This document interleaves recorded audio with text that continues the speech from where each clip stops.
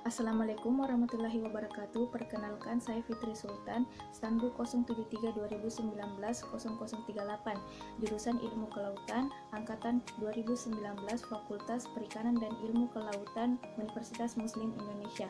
Baiklah, pada kesempatan kali ini saya akan menjelaskan tentang alat pengukuran pasang surut. Poin utama yaitu latar belakang. Pasang surut atau pasut merupakan salah satu gejala alam yang tampak nyata di laut, yakni suatu gerakan vertikal atau naik turunnya air laut secara teratur dan berulang-ulang dari seluruh partikel massa air laut, dari permukaan sampai bagian terdalam dari dasar laut. Gerakan tersebut disebabkan oleh pengaruh gravitasi atau gaya tarik-menarik antara bumi dan bulan, bumi dan matahari, atau bumi dengan bulan dan matahari. Berikutnya yaitu sejarah pengukuran pasang surut. Pasang adalah gerakan periodik air laut sehubungan dengan perubahan gaya atraktif antara bulan dan matahari pada rotasi bumi. Pasang dapat membantu atau menyulitkan seorang pelaut dalam pekerjaannya. Pasang yang tinggi akan memberikan kedalaman yang cukup bagi sebuah kapal untuk memasuki pelabuhan. Sebaliknya, pasang yang rendah akan menghalangi sebuah kapal untuk memasuki atau meninggalkan pelabuhan. Begitu juga dengan arus pasang surut. Arus pasang surut dapat membawa sebuah kapal ke dalam keadaan yang berbahaya ataupun sebaliknya.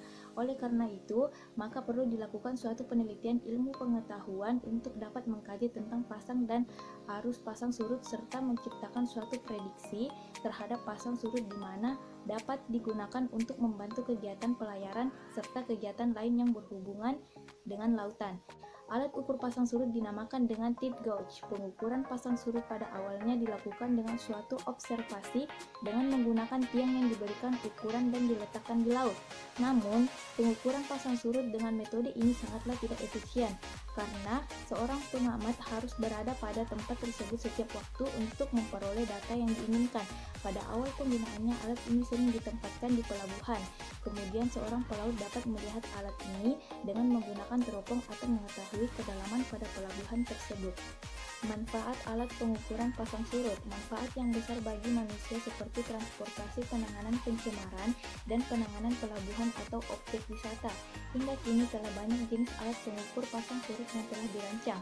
Namun, presisi tinggi yang dirancang ini adalah untuk menyempurnakan rancangan sebelumnya, yaitu instrumen digital pasang surut atau IDPS. Dengan memasukkan faktor suhu, menambahkan satuan pengukuran dan jarak jangkauannya. Dalam perancangan alat pengukur pasang surut ada beberapa tahap yang harus dilakukan. Pertama, perancangan pada papan rancang atau breakboard, antara lain perancangan clock dasar baik untuk satuan cm maupun mm. Interval direction, perancangan clock dasar baik untuk satuan.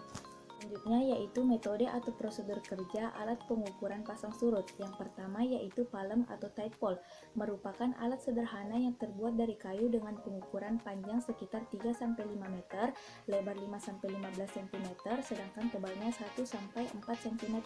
Alat ukur ini mirip seperti rambu ukur di mana mempunyai skala bacaan dalam satuan desimeter. Agar ukuran pengamatan air laut benar, maka pemasangan palem harus tegak lurus dengan permukaan air laut. Selain terbuat dari kayu, palem pasut juga dapat dibuat dari pelet tipis dan pita plastik. Pemasangan palem pasut sebaiknya memperhatikan hal-hal yang mempengaruhi kualitas data pengamatan pasut. Pemasangan palem harus kokoh, tidak berubah naik turun. Selain itu, lokasi diusahakan agar tidak terganggu oleh kapal lewat atau benda yang terapung lainnya. Yang kedua yaitu jenis tekanan atau pressure type tide gauge. Tipe ini menggunakan tekanan air di atas suatu unit yang berubah-ubah akibat besar kecilnya lapisan air di atas unit sensor tersebut, sesuai gerakan turun naiknya permukaan laut. Perubahan tekanan ini diteruskan ke unit recorder melalui selang udara yang biasanya terbuat dari karet ataupun plastik.